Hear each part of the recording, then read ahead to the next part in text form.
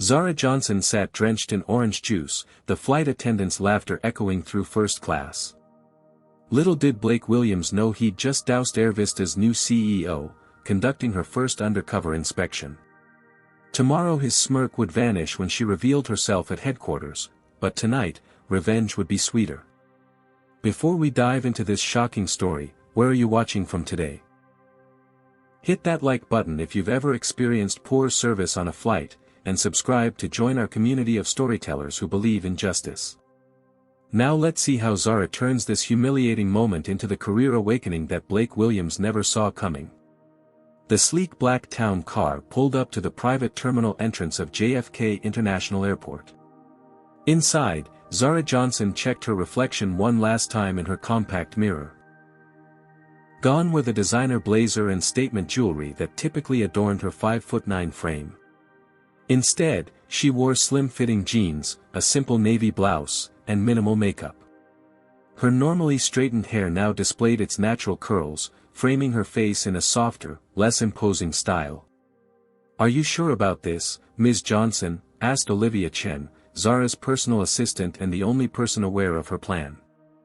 "The board might not approve of the CEO going undercover."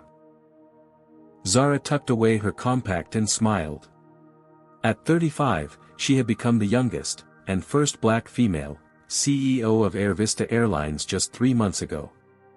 The appointment had made headlines across the industry, but the celebratory champagne had barely gone flat before the challenges began mounting. "The board hired me to solve problems, Olivia. And I can't solve what I don't understand." Zara's voice carried the quiet confidence that had propelled her through Wharton Business School and up the corporate ladder at record speed. These customer satisfaction scores are abysmal, especially these discrimination complaints. Numbers on a page don't tell the whole story. Olivia handed Zara a nondescript carry-on bag, replacing her usual monogrammed luggage. "Your boarding pass is inside. First class, seat 3A. Return flight is tomorrow afternoon." Zara nodded, her mind drifting to a memory from 25 years earlier. She was 10 years old, staring wide-eyed through the large windows of LaGuardia Airport, watching planes take off into the clouds. Her father, William Johnson, had placed a gentle hand on her shoulder.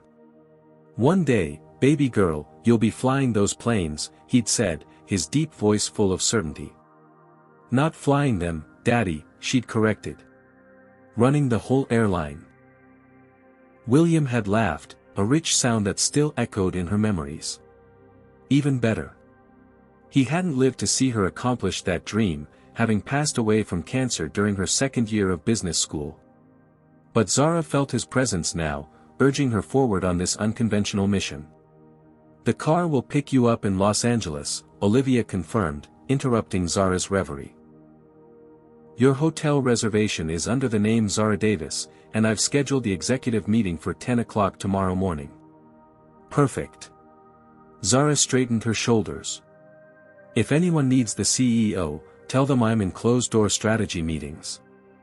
Which isn't entirely untrue. Olivia nodded, concern still evident in her eyes. "Just be careful. You've made some powerful enemies already, people who think you don't deserve this position. All the more reason to prove them wrong." Zara's jaw tightened with determination. "This company has a culture problem, Olivia. The complaints we've received about discriminatory treatment aren't isolated incidents. They're symptoms." Stepping out of the town car, Zara felt strangely vulnerable without her usual executive armor. She wheeled her carry-on through the terminal, observing everything with new eyes. At the premium check-in counter, she noticed how the agent's smile dimmed slightly upon seeing her, how the welcome became perfunctory rather than warm. When a white businessman stepped up to the adjacent counter, the difference was subtle but unmistakable, a warmer greeting, offers of assistance with his luggage, recommendations for the executive lounge. Zara said nothing, merely noted the discrepancy in her mental ledger. The security line brought more of the same. The TSA agent scrutinized her ID longer than necessary, questioned whether she was in the correct pre-check line despite her boarding pass clearly indicating she was. Meanwhile, other passengers, predominantly white, moved through with cordial efficiency. These weren't new experiences for Zara. What was new was her position of power to actually change them. By the time she reached the gate, boarding had begun. Zara joined the line for first class, ticket in hand. The gate agent's eyebrows rose almost imperceptibly, a flash of surprise quickly masked by professional courtesy. "Enjoy your flight, Ms. Davis," the agent said, scanning her boarding pass.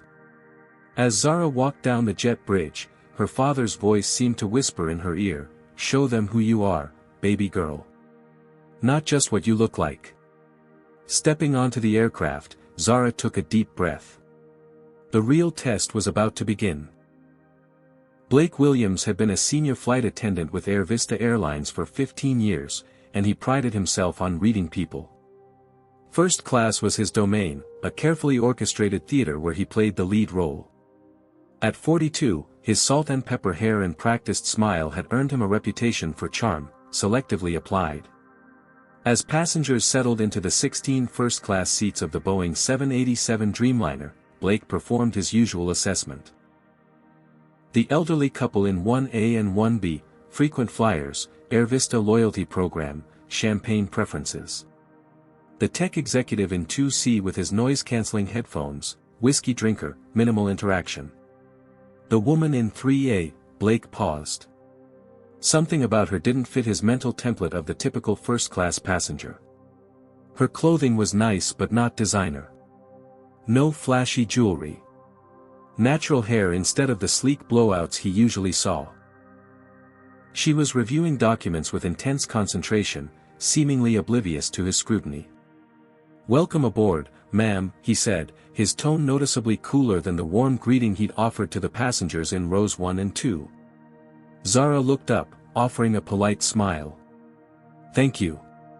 No further pleasantries were exchanged as Blake moved on, spending considerably more time chatting with the middle-aged white couple across the aisle. Zara observed the interaction with interest, noting how Blake leaned in conspiratorially, making them feel special with insider comments about the excellent wine selection on today's flight. As the final passengers boarded, Zara witnessed Blake's adaptable persona in action. His demeanor shifted like a chameleon depending on who he addressed. For the silver-haired white businessman in 4B, there was deference and attentiveness. For the young South Asian doctor in 2A, professional but minimal interaction. For the elderly black gentleman in 5C, barely concealed impatience. Once the aircraft doors closed, Blake began the pre-departure beverage service. He moved methodically through the cabin, taking orders with practiced efficiency. When he reached the middle-aged white couple across from Zara, his customer service mask slipped into genuine warmth. "Mr. and Mrs. Thornton, lovely to see you again. The usual gin and tonic for you, sir, and sparkling water for the lady?" The man, Richard Thornton, Zara realized with a start, nodded appreciatively. "You've got quite a memory, Blake." "Only for our most valued passengers," Blake replied with a wink. Richard Thornton was AirVista's head of customer service, a fact that made this interaction all the more intriguing to Zara. She'd reviewed his file but hadn't yet met him in person. Now, watching him bask in preferential treatment while other passengers were ignored, pieces began falling into place. When Blake finally turned to Zara, his expression had reset to neutral. "Beverage?" "Orange juice, please," Zara responded, maintaining her cover as an ordinary passenger. Blake nodded curtly and moved on without another word. When he returned with the drinks, the contrast in service continued. For the Thorntons, their beverages came on a linen-lined tray with warmed nuts in a porcelain dish. For Zara, a plastic cup of orange juice was placed on her armrest with minimal eye contact. The plane pushed back from the gate, and the safety demonstration began. Once they reached cruising altitude, Blake resumed the first-class service. As he moved through the cabin, Zara noticed him chatting with select passengers while efficiently processing others. When he served meals, certain trays were set down with careful precision, while others, including hers, were delivered with perfunctory haste. Midway through the meal service, Zara pressed her call button to request more water. 5 minutes passed. 10. She pressed again. Finally, Blake appeared, his expression barely concealing his annoyance. "Yes?" he asked, his tone suggesting she was interrupting something important. "May I have some water, please?" Zara asked. "Of course," Blake replied, his voice clipped. "I'll bring that right out." Another 10 minutes passed before he returned with a small plastic cup of water, which he set down quickly before turning away. As he did so, his arm knocked against Zara's orange juice, sending the half-full cup tumbling directly into her lap. The cold liquid soaked through her jeans immediately. Zara gasped, more from surprise than discomfort, as orange juice spread across her lap and dripped onto her shoes. "Oh!" Blake exclaimed, but there was something off in his tone. Not genuine concern, but something closer to amusement poorly disguised as dismay. "I am so sorry." But he wasn't sorry. Zara could see the slight curl at the corner of his mouth, the flicker of satisfaction in his eyes. It was brief, so brief another passenger might have missed it, but Zara had spent years in boardrooms reading micro-expressions across negotiation tables. Blake handed her a single paper napkin. "Here you go." One napkin. For an entire cup of orange juice. Across the aisle, Richard Thornton had spilled a few drops of wine on his sleeve. Blake was already there with a club soda, multiple napkins, and solicitous attention. "Let me help you with that, sir. We don't want that to stain." The contrast was so stark it was almost comical. Almost. As Zara blotted ineffectually at her soaked clothing, she heard a soft chuckle. Blake, thinking himself unobserved, was sharing a smirk with Richard Thornton. The message was clear: this woman doesn't belong here. It transported Zara back 12 years to her first executive meeting at her previous company. She'd been the only black woman in the room, having just completed her MBA with honors. When she'd reached for the coffee, a senior vice president had bumped her arm, causing her to spill coffee all over her new suit. The laughter had been brief but unmistakable, followed by insincere apologies. She'd spent the meeting damp and humiliated, her brilliant market analysis overshadowed by the incident. The next day, she'd returned with an even more brilliant presentation and a dry cleaning bill for the VP. Her assertiveness had earned her respect, and eventually, a promotion past that same VP. Now, as CEO of AirVista, Zara faced a choice: reveal herself and address Blake's behavior immediately, or maintain her cover to see how deep the problems went. The strategic part of her brain, the part that had made her a formidable executive, chose the latter. Discreetly, Zara took out her phone and typed notes about the incident, time-stamping each observation. Tomorrow, Blake Williams would learn exactly who he'd chosen to humiliate. Have you ever witnessed someone being treated unfairly and wondered if you should step in? Comment number 1: if you believe bystanders should always intervene when they see discrimination happening. Hit that like button if you've ever been in Zara's position, underestimated because of how you look. And if you're eager to see Blake get what's coming to him, subscribe now. But the question remains: will anyone on this flight stand up for what's right, or will Zara have to fight this battle alone? The lavatory door closed behind Zara with a soft click as she attempted to clean the sticky orange juice from her jeans. Using damp paper towels, she dabbed at the stains spreading across her thighs, her mind calculating her next move like a chess grandmaster. A gentle knock interrupted her thoughts. "Ms. Davis?" A soft voice called from outside. "I brought you some club soda and extra napkins. It might help with the stain." Surprised, Zara opened the door to find a young flight attendant with warm brown eyes and a name tag that read, Sofia Martinez. She couldn't have been more than 25, her uniform crisply pressed despite the long flight. "Thank you," Zara said, accepting the supplies with genuine appreciation. Sofia glanced nervously down the aisle before lowering her voice. "I'm so sorry about what happened. That wasn't an accident."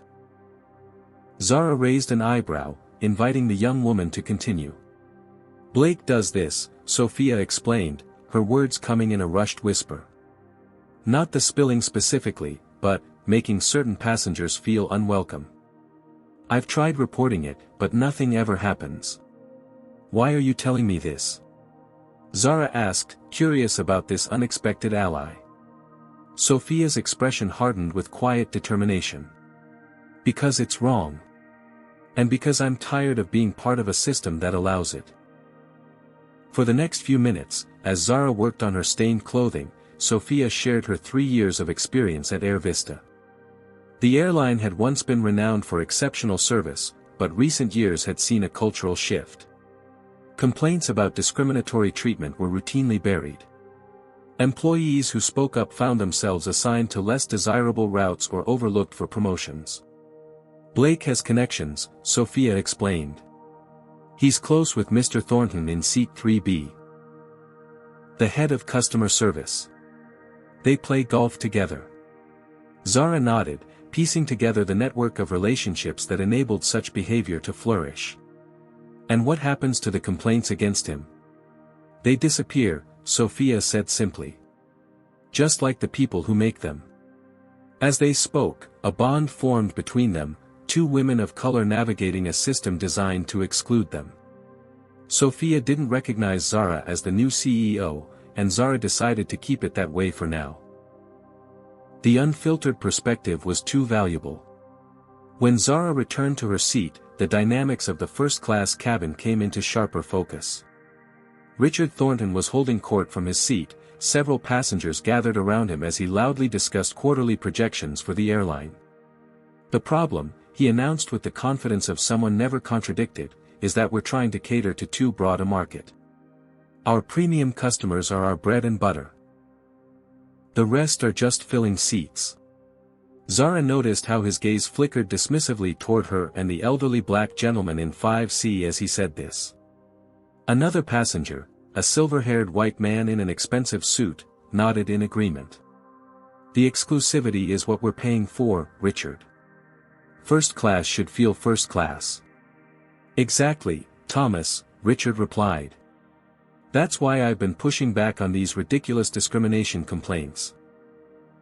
People cry racism when they don't get upgraded, or when they're asked to follow the same rules as everyone else. Blake appeared with fresh drinks for the group, seamlessly joining the conversation. You wouldn't believe what some people expect these days. Last week, a woman demanded to know why I served another passenger before her. Playing the race card, obviously. The casual racism of their conversation made Zara's skin crawl, but she maintained her composure, quietly documenting every word. This wasn't just about one flight attendant's behavior, it was systemic, reaching into the executive ranks of her company. As the impromptu gathering dispersed, Richard Thornton returned to his seat, still within earshot of Zara. He took a business call, speaking loudly enough for nearby passengers to hear. The board made a mistake with this diversity hire, he said into his phone, making no effort to lower his voice. Johnson doesn't understand our core clientele. She's already pushing for cultural sensitivity training. His tone made the phrase sound like a joke. Zara's fingers tightened around her armrest, but she kept her expression neutral. She'd suspected resistance to her leadership, but hearing it so baldly stated was another matter entirely. The memory of her board interview flashed in her mind. Despite her impeccable credentials, MBA from Wharton, successful tenure as COO at a competing airline, proven track record of increasing profitability while improving employee satisfaction, several board members had questioned if she was the right fit for AirVista's traditional values. Now she understood exactly what they'd meant. Reaching for her phone, Zara sent a secure message to Olivia. Need complete HR files on Blake Williams and Richard Thornton. All complaints, performance reviews, personal connections within company. Also, board meeting minutes from my hiring discussion. Urgent. The reply came quickly, on it. Everything will be ready by the time you land. As the flight continued, Blake's treatment of Zara grew increasingly bold. He forgot her meal preference, served her last during every service round, and managed to bump her seat repeatedly while passing in the aisle. Each incident was minor in isolation, plausibly deniable, but the pattern was unmistakable. Across the aisle, the elderly black gentleman in 5C caught Zara's eye and gave her a knowing look. He'd been receiving similar treatment. There was solidarity in that shared glance, an unspoken understanding between two people navigating the same hostile waters. 3 hours into the flight, Zara overheard a conversation between Blake and another flight attendant near the galley. "She's probably using a companion pass," Blake murmured. "No way she paid for first class herself. The guy in 5C keeps asking for extra pillows," the other attendant complained.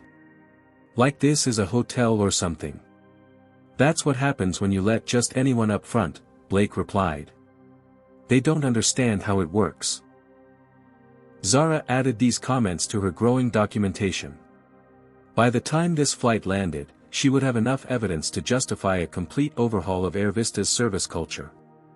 The plan forming in her mind wasn't just about punishing Blake or Richard, it was about transforming the entire company.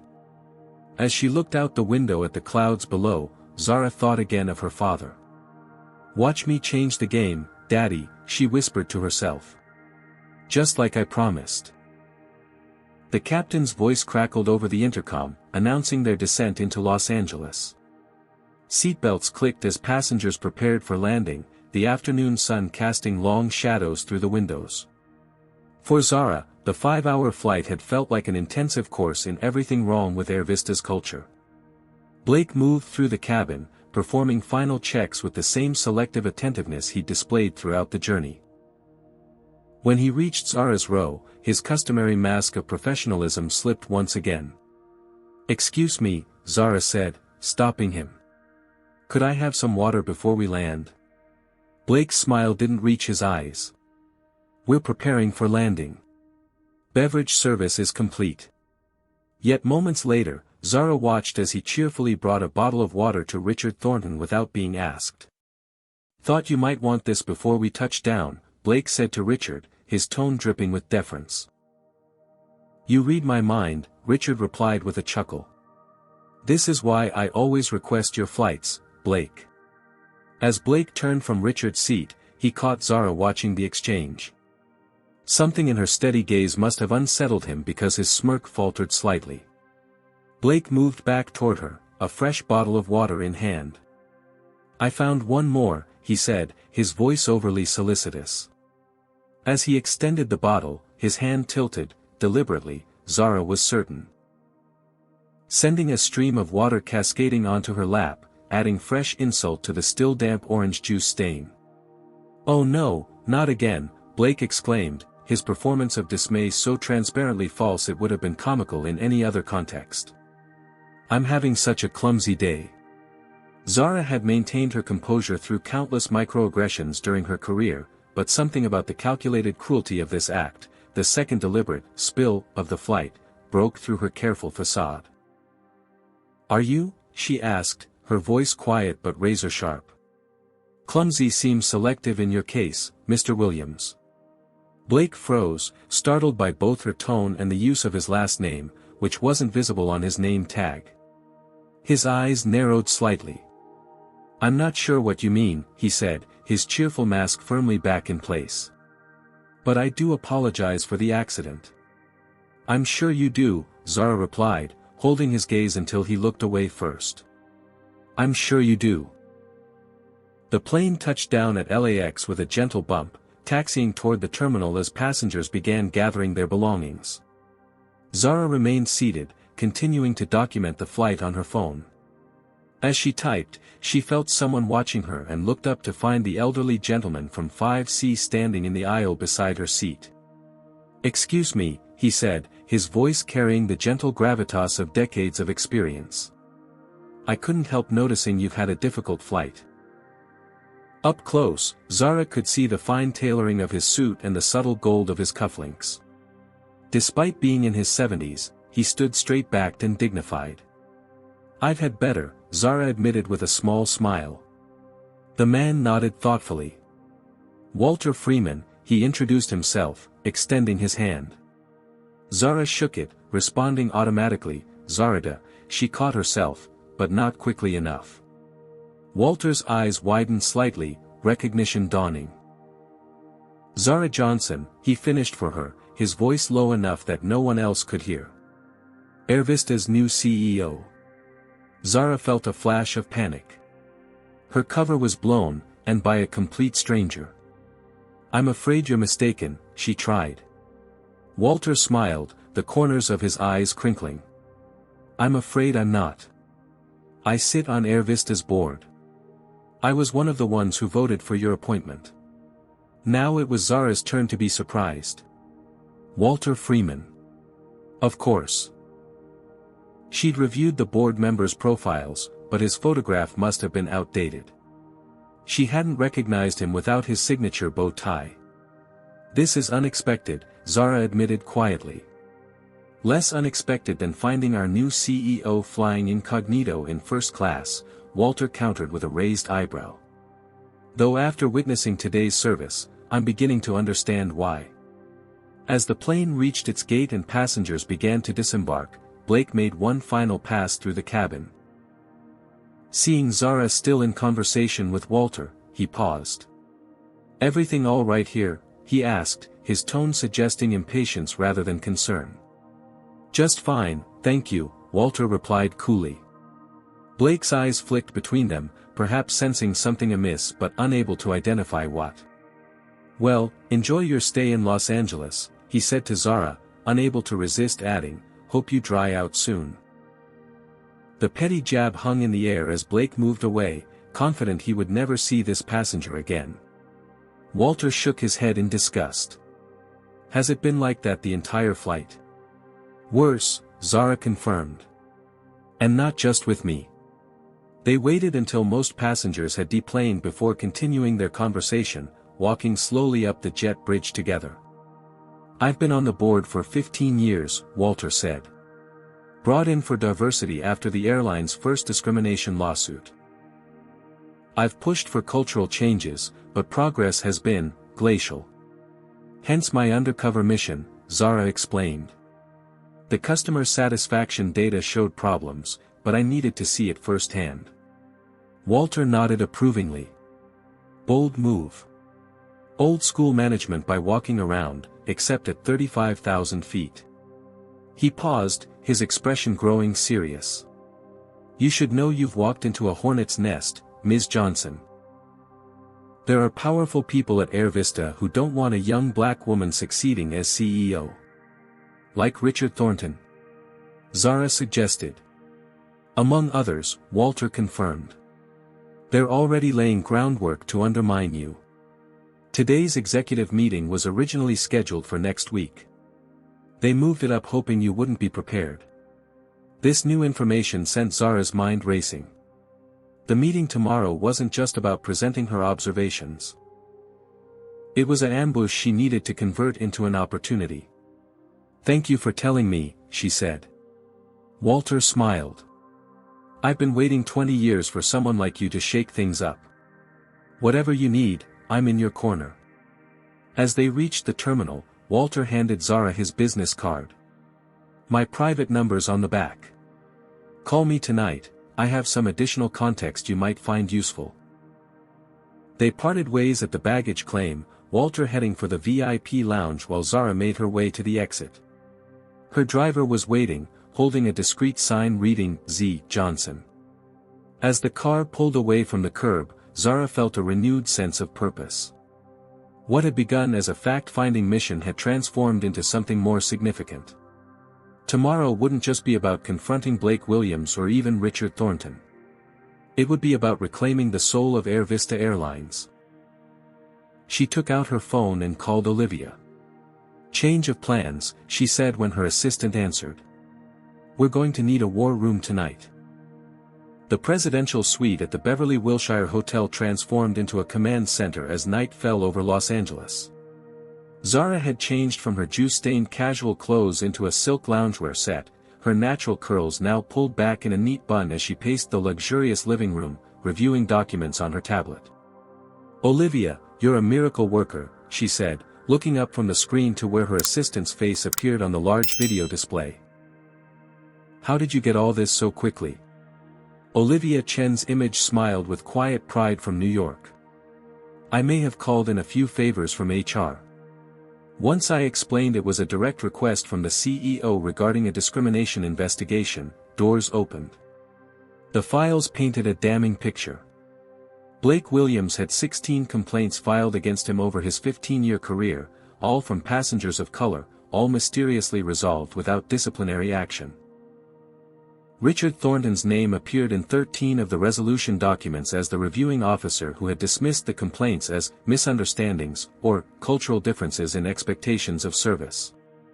More disturbing were the internal emails Olivia had uncovered between Richard and several board members, expressing concern about Zara's appointment and discussing ways to guide her toward an early exit if she pushed too hard on social issues. "They never expected me to last," Zara murmured, the realization solidifying her resolve rather than weakening it. "There's more," Olivia continued, forwarding additional documents. "I pulled the last 5 years of exit interviews from flight attendants of color. 83% cited a hostile work environment as their primary reason for leaving. That's compared to 12% of white employees."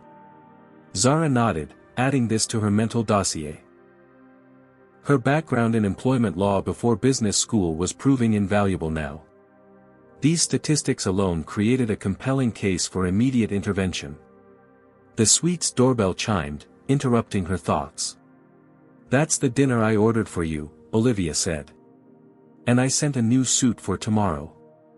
It should have arrived already." "It did," Zara confirmed, glancing at the garment bag hanging in the entryway. "The Givenchy. Perfect choice." After accepting the room service delivery, Zara returned to her preparation. As she ate, she reviewed footage from AirVista's training videos, noting the disconnection between the company's stated values and the reality she had witnessed. Next came financial reports showing a troubling correlation between declining customer satisfaction and falling profits, particularly among business travelers, the airline's most lucrative demographic. At 9 o'clock, Zara called Walter Freeman as promised. The board member provided invaluable historical context about AirVista's corporate culture and the alliances within the executive team. He confirmed what Zara had suspected: Richard Thornton was protecting Blake and others like him because they reinforced his vision of AirVista as an exclusive club rather than a service provider. "Richard's been gunning for the CEO position for years," Walter explained. "When the board selected you instead, he took it personally. Tomorrow's meeting is his first attempt to establish dominance." "Then he's in for a surprise," Zara replied, her voice calm but determined. After the call, she moved to the bathroom mirror, practicing the confrontation speech she had been composing in her head since the flight.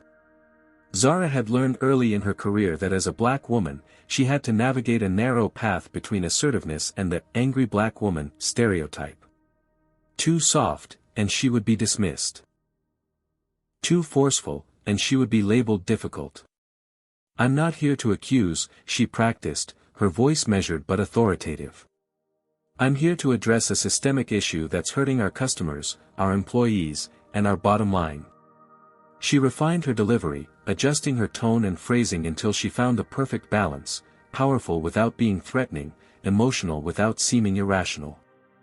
The mirror reflected back a woman transformed from the casual passenger of that morning.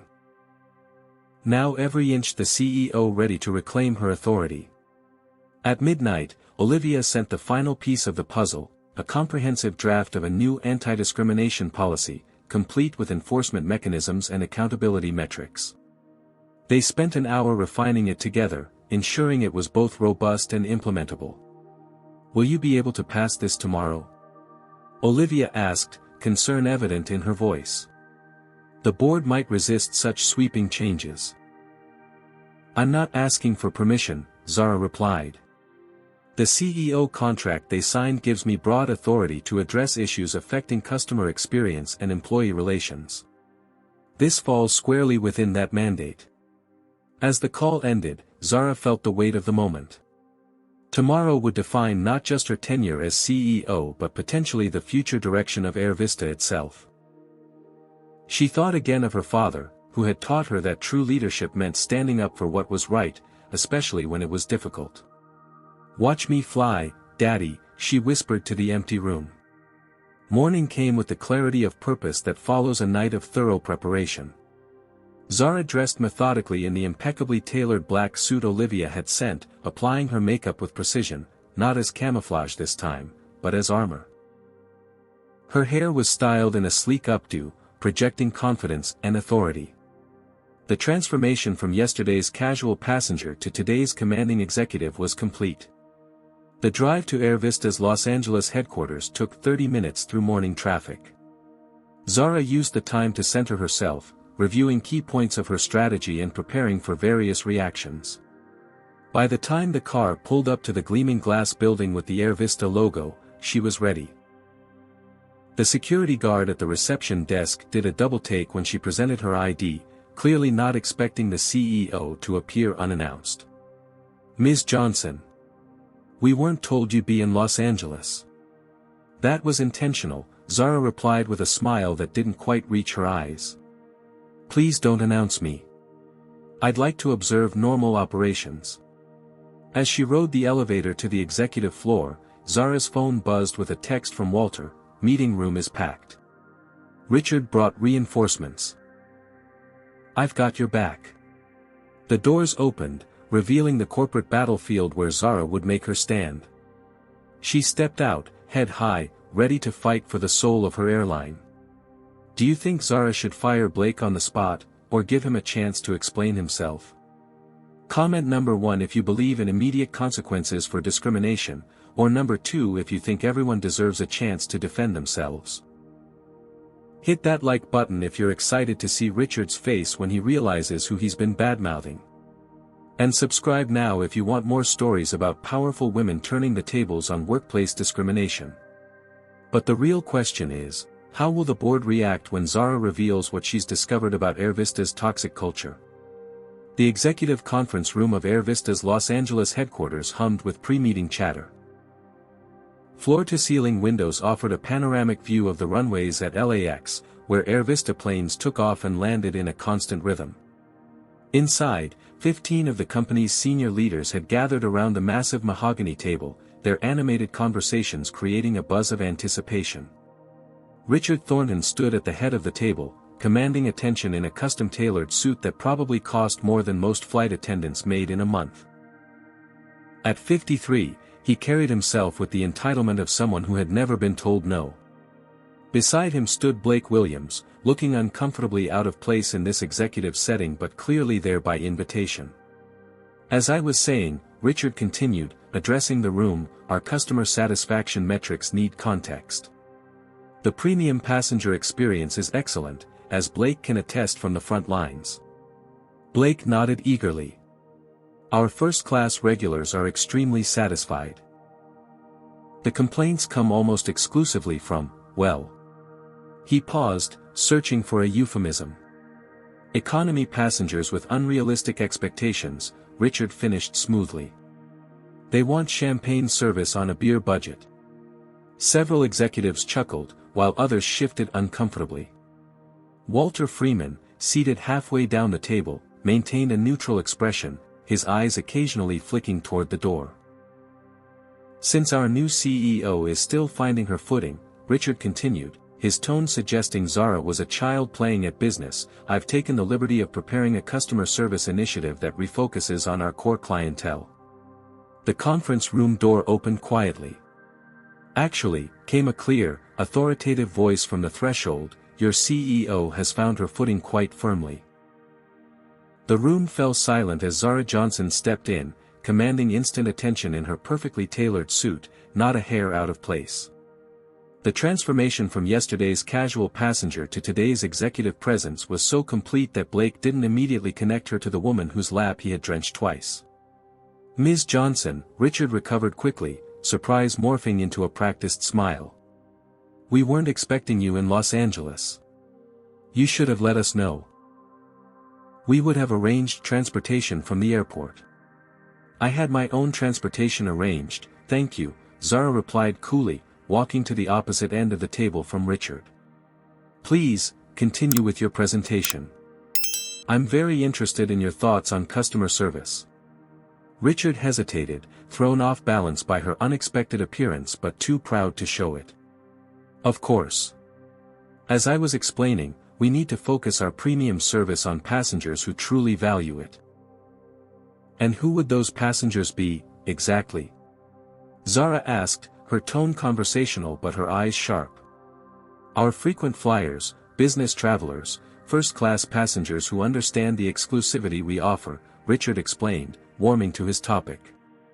Blake here has been exemplary in providing that level of service. That's why I invited him today, to give us a frontline perspective. Blake straightened his tie, clearly pleased to be singled out for praise in such prestigious company. Thank you, Richard. It's all about recognizing who our real customers are. Interesting perspective, Zara nodded thoughtfully. So, Blake, would you say you provide consistent service to all first-class passengers, or do you differentiate based on certain criteria? Blake shifted slightly, something in her steady gaze making him uncomfortable. Well, of course, our regulars get special attention. They've earned it through loyalty. I see, Zara said. And how do you identify these regulars when they board? Their frequent flyer status, perhaps? Sometimes, Blake replied, growing increasingly uncertain under her questioning. You develop an instinct in this business. You can tell who belongs in first class. There it was, the implicit bias laid bare in his own words. A ripple of unease moved through the room. Who belongs, Zara repeated softly. Fascinating choice of words. She opened her tablet and tapped the screen a few times. The large display on the wall came to life, showing a split screen of security camera footage from yesterday's flight, Blake warmly greeting white passengers while giving cursory acknowledgments to passengers of color.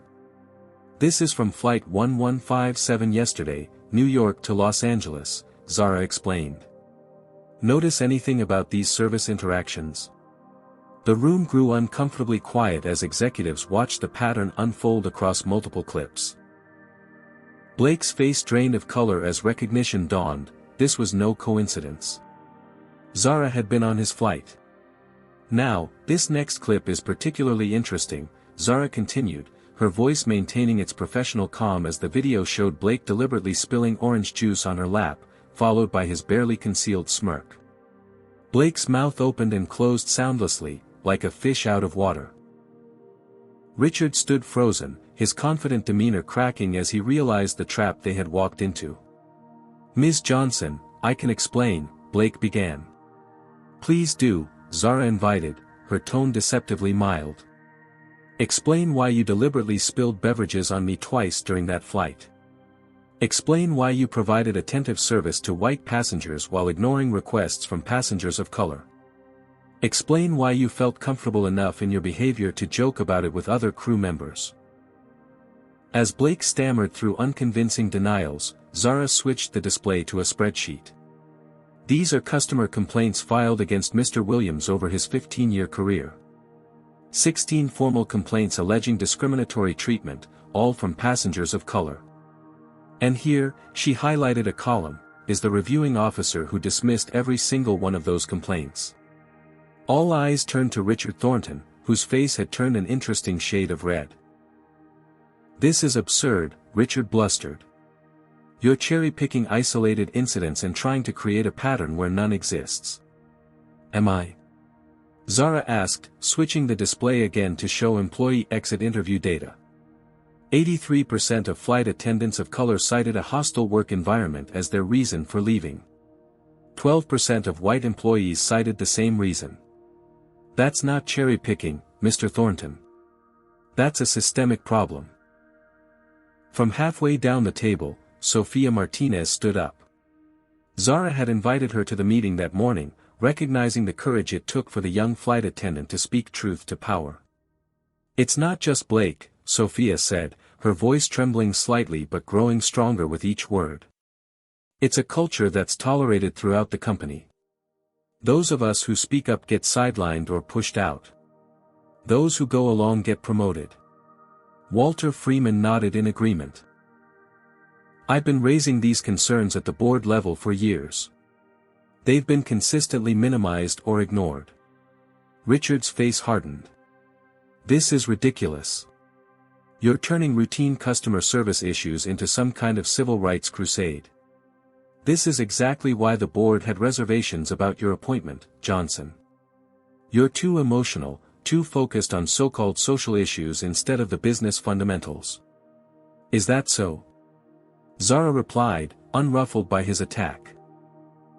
She switched the display one final time to show a graph correlating declining customer satisfaction with falling profits. These social issues are business fundamentals, Richard. Our most profitable routes are showing the steepest declines in both customer satisfaction and revenue. Our competitors are eating our lunch because they've adapted to changing passenger demographics while we're still operating like it's 1985. She turned to address the entire room, her voice resonating with quiet authority. I didn't become CEO to maintain a broken status quo. I became CEO to transform AirVista into the industry leader it once was and can be again.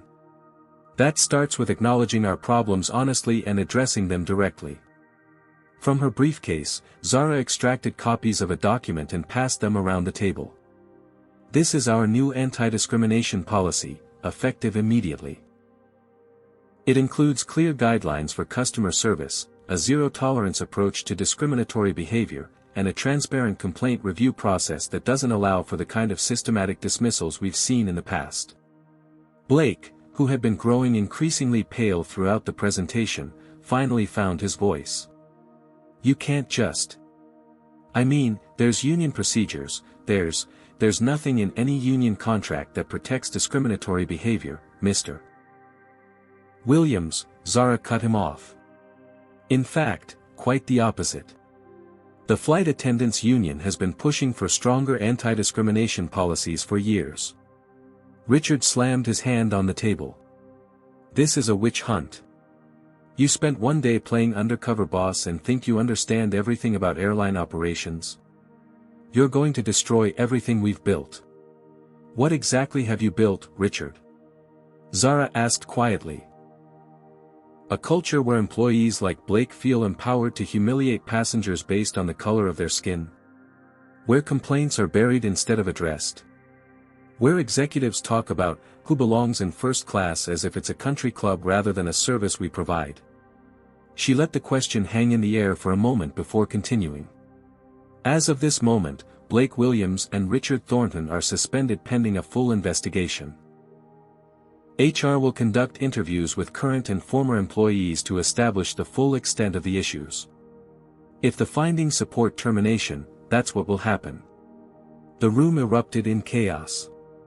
Several executives jumped to their feet, some protesting, others expressing support. Blake looked like he might faint. Richard's face contorted with rage. You can't do this, he shouted. I've been with this company for 22 years.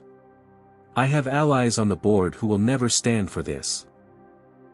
Actually, Richard, Walter interjected calmly, the board gave Ms. Johnson full authority to address customer experience issues. This falls squarely within her mandate. This is about your ego, Richard spat at Zara. You felt slighted on one flight and now you're using your position to get revenge. It's emotional and unprofessional. Zara remained unflappable. This isn't about one flight or one incident. This is about 16 formal complaints against one flight attendant, all dismissed by the same customer service director. This is about a pattern of discrimination that has cost us talented employees and loyal customers. This is about the future of AirVista. She turned to the HR director, who had been watching the proceedings with wide eyes. Janet, please escort Mr. Williams and Mr. Thornton to collect their personal belongings. Their company credentials are suspended effective immediately. As security personnel appeared at the door, the reality of the situation finally seemed to dawn on Blake. His smug confidence evaporated entirely, replaced by dawning horror as he recognized Zara as yesterday's passenger. You were. Yes, Mr. Williams, Zara confirmed, meeting his gaze directly. I was the woman whose lap you doused with orange juice. The woman you laughed about with your colleagues. The woman you assumed didn't belong in first class.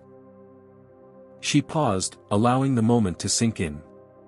I'm also the woman who just suspended your employment. As Blake and Richard were escorted out, the remaining executives sat in stunned silence. Zara calmly retook her position at the head of the table. Now, she said, her voice shifting to a more collaborative tone, let's talk about how we're going to transform AirVista into an airline where every passenger feels valued and every employee can thrive. The aftermath of the boardroom confrontation spread through AirVista headquarters like wildfire. By lunchtime, employees from baggage handlers to marketing executives were buzzing with news of Richard Thornton and Blake Williams being escorted from the building. The company grapevine, efficient as ever, ensured that even staff at remote outstations knew something monumental had occurred. Zara remained in the conference room, now converted into her temporary command center. The initial shock of the morning's events had given way to focused activity as she worked with a core team of executives who had rallied to her vision. The PR department is in panic mode, reported Janet Chen, the HR director who had quickly aligned herself with Zara's reforms. Richard apparently called several media contacts on his way out. Let him, Zara replied, reviewing staffing reports on her tablet. Transparency is our friend here. Walter Freeman nodded in agreement. Richard's trying to control the narrative, but he doesn't realize the narrative has already changed. The door opened as Sofia Martinez entered, still looking somewhat overwhelmed by her sudden elevation from flight attendant to key witness in a corporate transformation. I just got off the phone with the flight attendants union rep, Sofia reported. They're cautiously supportive but want assurances this isn't just a one-time purge. It's not, Zara assured her. This is a complete cultural reset. As the team worked through lunch, reports of reactions continued flooding in. 3 vice presidents who had been closely aligned with Richard had submitted their resignations, clearly reading the writing on the wall. Meanwhile, emails of support were pouring in from employees who had suffered under the old regime but had been afraid to speak up. By mid-afternoon, the first media inquiries began arriving. Industry publications wanted statements about the sudden leadership changes. Social media was buzzing with rumors, some wildly inaccurate. We need to get ahead of this, suggested Marcus Reynolds, the marketing director. Issue a statement before speculation gets out of control. Zara considered this, then shook her head. Not yet. First, we need to communicate internally. Our employees deserve to hear directly from me before we go public. She instructed the IT department to set up a company-wide video conference for 5 o'clock. In the meantime, Zara worked with legal to review the contracts of the suspended executives and to formalize the new anti-discrimination policies. At 4:30, Janet returned with a troubled expression. Blake Williams is claiming racial discrimination. A ripple of disbelief ran through the room. He's alleging that he's being targeted because he's white, Janet explained, her tone making clear how absurd she found this claim. His union rep is already trying to frame this as reverse discrimination. Walter snorted. That won't fly. The evidence is too clear. Nevertheless, Zara replied calmly, make sure our documentation is airtight. Every complaint, every incident, every piece of corroborating evidence. This isn't about Blake's race, it's about his behavior. As the team prepared for the company-wide address, Zara's phone buzzed with a text from Olivia in New York, stock price down 3% on news of executive shakeup. Board chair requesting urgent call. Zara had expected this. Change was never painless, especially for shareholders accustomed to stability. She stepped into a private office to take the call from Eleanor Winters, the 70-year-old board chair who had cast the deciding vote in Zara's appointment. Quite the dramatic first week, Ms. Johnson, Eleanor began, her voice crisp with decades of corporate authority. Necessary steps, Ms. Winters, Zara replied, matching the older woman's formal tone. The board is concerned about the market reaction. The market reacts to uncertainty, Zara countered. Once our new direction is clear, investors will respond to improved fundamentals. There was a pause before Eleanor continued. 3 board members have called for an emergency session to review your actions. Let me guess, Zara said. Henderson, Blackwell, and Morris. Richard's golf buddies. Eleanor's soft chuckle confirmed Zara's assessment. They're claiming you've overstepped your authority.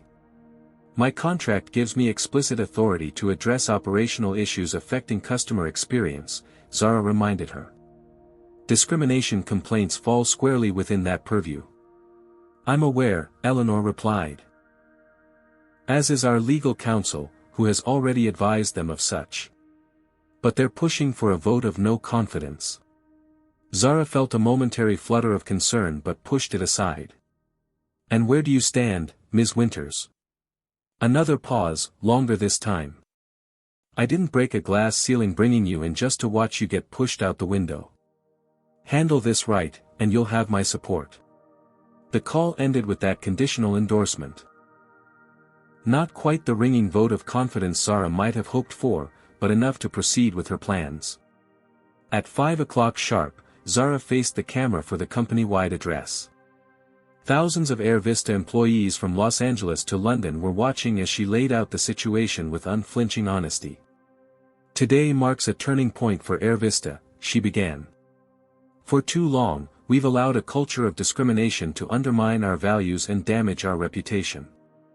That changes now. Without naming specific individuals, Zara outlined the issues that had been uncovered and the immediate steps being taken to address them. She announced the new anti-discrimination policy, emphasized that reporting mechanisms would be truly confidential, and promised that complaints would be investigated fairly. Some will call this an overreaction, she acknowledged. Others will say it's long overdue. What matters is that we move forward together, committed to treating every passenger and every colleague with dignity and respect. As she concluded the address, Zara knew the battle was far from over. Richard Thornton had deep connections throughout the industry. Blake Williams was already attempting to portray himself as a victim. The resistant board members would continue seeking ways to undermine her. But watching the flood of supportive messages pouring into the chat function of the video conference, Zara felt the first stirrings of real hope. Employees from every level and department were expressing relief and gratitude that someone had finally addressed the elephant in the room. That evening, as Zara prepared to return to her hotel, Walter Freeman stopped by her temporary office. Quite a first day in Los Angeles, he said with a wry smile. Just getting started, Zara replied, gathering her documents. Walter's expression grew serious. You should know, there was an anonymous threat sent to the executive email address. Security is investigating, but... Zara nodded, unsurprised. Change makes people uncomfortable. Some more than others. This seemed beyond discomfort, Walter warned. Be careful, Zara. You've made powerful enemies today. I didn't take this job to make friends, she replied. I took it to make a difference. As she left the building under the watchful eye of security personnel, Zara's phone buzzed with a news alert. The industry publication Aviation Weekly had published the first article about the day's events, turbulence at AirVista, new CEO grounds executives over discrimination claims. The battle for AirVista's soul had gone public. There would be no turning back now. 1 week after the boardroom confrontation, Zara stood before a group of 30 newly appointed trainers in AirVista's Los Angeles Training Center. The spacious room, usually used for flight attendant instruction, had been repurposed for the launch of the company's comprehensive anti-discrimination program. This isn't sensitivity training, Zara emphasized, pacing slowly across the front of the room. This is fundamental business strategy. Every passenger who feels unwelcome, every employee who feels marginalized, that's revenue walking out the door and talent we can't afford to lose. The trainers, a diverse group selected from various departments, nodded in understanding. Over the next month, they would be responsible for conducting sessions with every AirVista employee, from baggage handlers to pilots to corporate staff. Questions before we conclude? Zara asked, checking her watch. She had another meeting in 20 minutes. A young man in the back raised his hand. What should we tell staff who think this is just a reaction to one incident? Some people are saying this whole thing started because of what happened to you personally on that flight. Zara had anticipated this question. Tell them to read the data. 16 formal complaints against one flight attendant. 83% of minority staff citing hostile environment in exit interviews. Declining satisfaction scores among passengers of color. This isn't about one juice spill, it's about a pattern that's been ignored for too long. As the session wrapped up, Zara made her way to the executive offices where Sofia Martinez was waiting. In the week since the confrontation, Sofia had been appointed to lead AirVista's new passenger advocacy department, a role created specifically to address customer concerns that might previously have been dismissed. How's it going? Zara asked, noting the younger woman's slightly overwhelmed expression. Honestly? It's intense, Sofia admitted. We've received over 200 new complaints since the news broke, passengers who never bothered reporting incidents before because they didn't think anyone would listen. And now they know someone will, Zara nodded, satisfaction evident in her voice. That's progress. They walked together to the conference room where Walter Freeman was waiting with several other executives for the daily status meeting that had become a fixture of Zara's leadership style. Stock price is recovering, reported Finance Director Patricia Alvarez, sliding a report across the table. We're still down 1% from before the shakeup, but trending upward. Analysts are starting to describe our moves as bold leadership rather than corporate turmoil. Legal update, continued General Counsel David Newman. Blake Williams has withdrawn his discrimination claim after we presented the evidence packet. He's now seeking a standard severance package. And Richard? Zara asked. David grimaced. Still threatening a wrongful termination suit, but his position is weak. We've documented multiple instances where he buried legitimate complaints. His lawyer has to know he doesn't have a case. The meeting continued with updates from various departments. Marketing was preparing a campaign highlighting AirVista's renewed commitment to inclusive service. Operations was reviewing crew assignment procedures to ensure diverse teams on every flight. HR was overhauling the hiring process to eliminate bias. After the meeting, Zara returned to her temporary office and closed the door. Despite the progress reports, she knew they were still in the fragile early stages of transformation. The cultural problems at AirVista hadn't developed overnight, and they wouldn't be solved overnight either. Her phone rang, her mother calling from Philadelphia. I saw you on CNBC this morning, Vivian Johnson said without preamble. You looked tired. Zara smiled at her mother's directness. Thanks, Mom. Just what every daughter wants to hear. I'm serious, Zara. Are you taking care of yourself? This crusade of yours, it's not a crusade, Mom. It's my job. Vivian sighed. Your father would be proud. But he'd also tell you to pace yourself. Change takes time. The mention of her father brought a familiar ache to Zara's chest. I know. But some things can't wait. After the call, Zara leaned back in her chair, her mother's words echoing in her mind.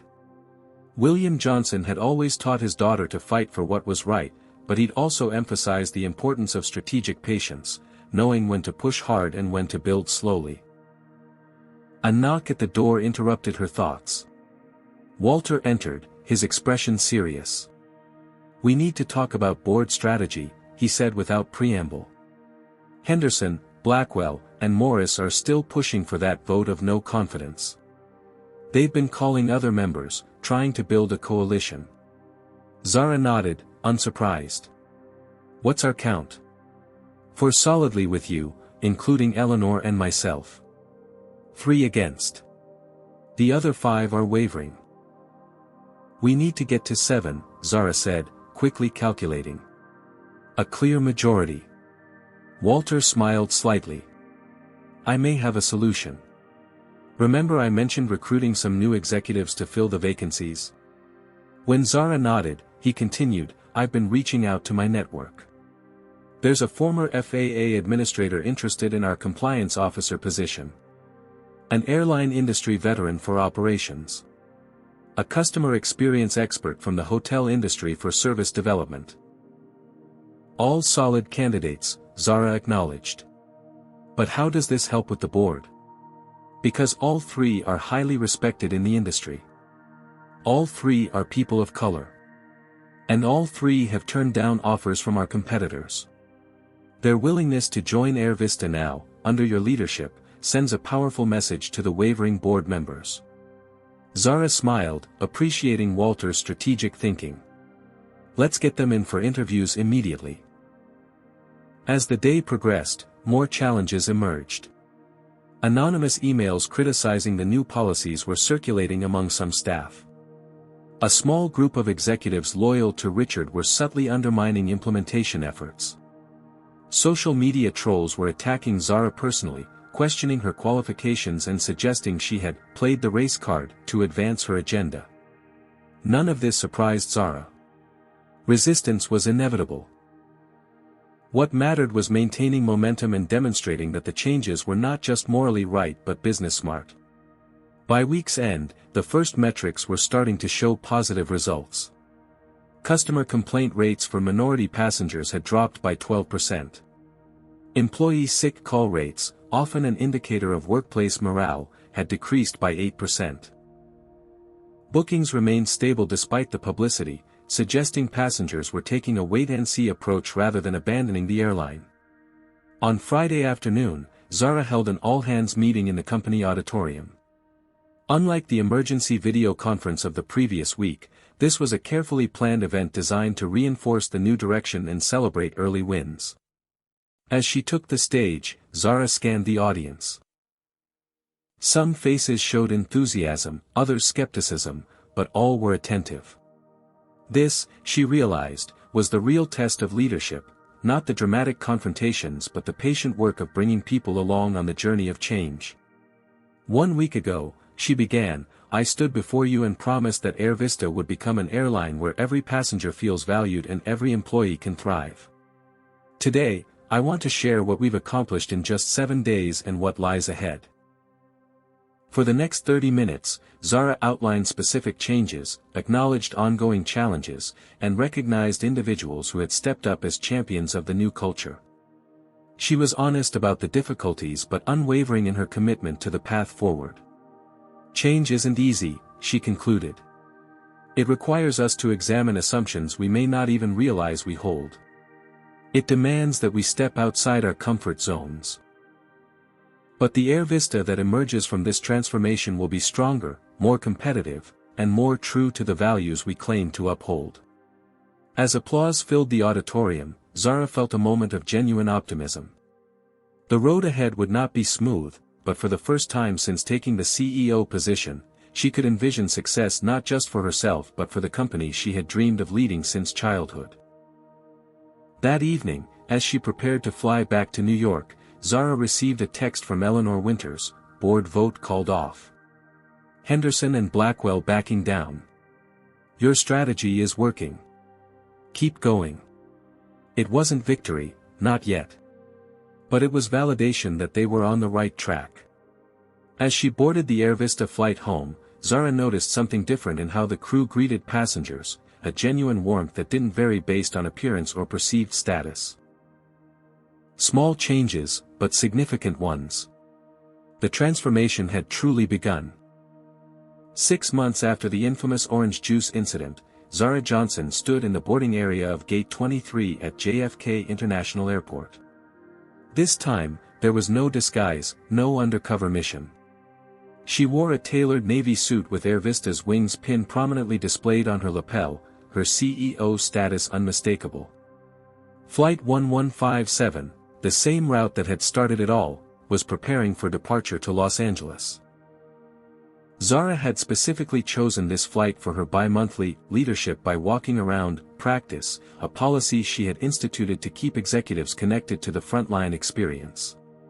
"Ms. Johnson, we're honored to have you aboard today," said the gate agent, professional but warm. "We're ready to begin boarding whenever you are." Zara smiled. "Let's stick to the regular boarding process. I'm just another passenger today." As Group 1 was called, Zara joined the line, observing the interactions between staff and customers. The changes were subtle but significant: consistent greetings regardless of appearance, attentive assistance for elderly passengers and families, clear communication about carry-on policies that applied equally to everyone. When she reached the front of the line, the agent scanned her boarding pass with a smile. "Seat 3A, the same as before," she said with a knowing look. The juice spill incident had become something of a company legend, a cautionary tale about the consequences of discrimination. Zara nodded appreciatively. "Seems fitting." Boarding the aircraft, Zara was greeted by a flight attendant she didn't recognize, a tall black man with a military bearing and a warm smile. "Welcome aboard, Ms. Johnson," he said. "I'm Devin Harris, lead flight attendant for today's service." "Nice to meet you, Devin," Zara replied, extending her hand. "New to AirVista?" 6 months next week, he confirmed. "Part of the first hiring class after the changes." As Zara settled into her seat, the very same one where Blake Williams had doused her with juice half a year earlier, Devin brought her a bottle of water without being asked. "It's an honor to serve on your flight, Ms. Johnson," he said quietly. "I applied to AirVista 3 times before the new hiring policies. Never even got an interview despite 10 years of service experience in the Air Force." Zara nodded, understanding the unspoken message. The reforms hadn't just changed procedures, they had opened doors for talented people previously excluded. "We're lucky to have you, Devin," she replied simply. As the flight prepared for departure, Zara reflected on the tumultuous 6 months since her undercover journey. The transformation hadn't been easy. Richard Thornton had indeed filed his wrongful termination lawsuit, only to withdraw it when former colleagues came forward with evidence of his systematic burial of discrimination complaints.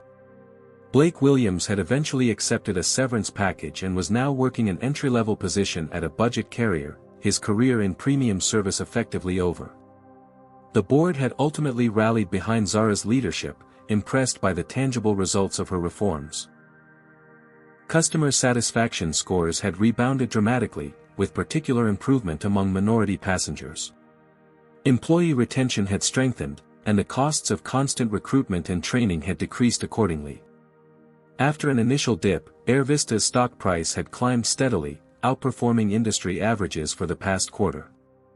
Most significantly, the company culture had evolved. Discriminatory behavior, once tacitly accepted, was now promptly addressed.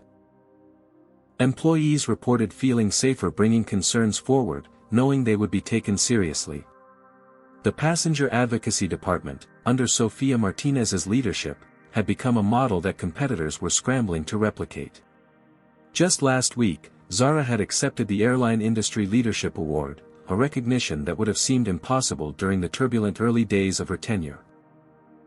In her acceptance speech, she had dedicated the award to her father, whose belief in her had never wavered. The plane taxied to the runway, the engines building to a familiar roar. Zara looked out the window at the airport where, as a 10-year-old girl, she had first dreamed of running an airline. The path had been more challenging than she could have imagined then, but the destination was exactly what she had envisioned. A company where excellence and equality reinforced rather than contradicted each other. As the aircraft lifted into the sky, Zara noticed another passenger a few rows ahead, a woman with the unmistakable bearing of an executive trying to blend in as an ordinary traveler. With a start, Zara recognized Catherine Powell, the recently appointed CEO of a competing airline. Their eyes met briefly, and Zara smiled in recognition of what was happening. Catherine was conducting her own undercover assessment, inspired perhaps by the stories of Zara's experience that had circulated throughout the industry. The irony wasn't lost on Zara. What had begun as a humiliating encounter with a prejudiced flight attendant had sparked a transformation that was now spreading beyond AirVista. In boardrooms across the industry, executives were being forced to confront the gap between their stated values and their actual practices. As the plane climbed to cruising altitude, Zara thought about how a single moment of injustice, properly leveraged, could catalyze lasting change. The orange juice incident hadn't just changed her clothing, it had changed an entire corporate culture and, perhaps, an industry. Devon appeared with the beverage cart. "Orange juice, Ms. Johnson?" he asked with a twinkle in his eye, clearly aware of the significance. Zara laughed. "I think I'll stick with water today, thank you." As the flight continued toward Los Angeles, Zara opened her laptop to review the latest customer data. The numbers told a story of recovery and renewal, of a company finding its way back to its core values. There was still work to do, of course. Cultural transformation was never complete, it required constant vigilance and renewal. But looking around the cabin at the diverse crew serving a diverse passenger population with equal respect and attention, Zara felt a profound sense of accomplishment. The company she had dreamed of leading as a child was becoming the company she had always believed it could be. And somewhere, she was certain, her father was watching with pride. What would you do if you were in Zara's position? Would you have gone undercover to experience your company's service firsthand? Comment below with your thoughts. If this story of justice and transformation inspired you, please hit that like button and subscribe for more powerful stories of overcoming discrimination. Share this video with someone who needs to be reminded that one person can make a difference in changing a toxic culture. Thank you for watching, and remember, sometimes the greatest leadership comes from being willing to walk in your customers' shoes. Zara Johnson's journey reveals powerful truths about leadership and justice in the workplace. By experiencing discrimination firsthand, she gained insight that data alone could never provide. True leadership requires courage to confront uncomfortable realities, even when it means making powerful enemies. Systemic problems demand systemic solutions, not just punishing individuals but transforming entire cultures. The story also demonstrates how discrimination thrives in environments where accountability fails. When Richard protected Blake's behavior, he enabled a toxic culture affecting countless passengers and employees. One person in power can either perpetuate injustice or dismantle it. Perhaps most importantly, the narrative shows that addressing discrimination isn't just morally right, it's good business. AirVista's transformation led to improved metrics across the board, from customer satisfaction to employee retention and ultimately stock performance. Real change requires both bold action and strategic patience. Zara's confrontation was necessary, but the lasting transformation came through persistent, methodical reforms implemented over months. Her story reminds us that dismantling systemic racism demands both moral courage and strategic intelligence. Have you ever witnessed discrimination and wished you had the power to change things? Zara's story reminds us that sometimes one brave person can transform an entire system. What workplace situations have you experienced that needed this kind of courageous leadership? Share your thoughts in the comments below. If this story of justice and transformation resonated with you, please hit that like button to help others find it too. Subscribe to our channel for more powerful narratives about overcoming discrimination and standing up for what's right. Know someone dealing with workplace injustice or a leader who needs inspiration? Share this video with them. Sometimes seeing courage modeled can inspire us to find our own. Thank you for watching and being part of our storytelling community. Remember, real change begins when someone decides enough is enough, and that someone could be you.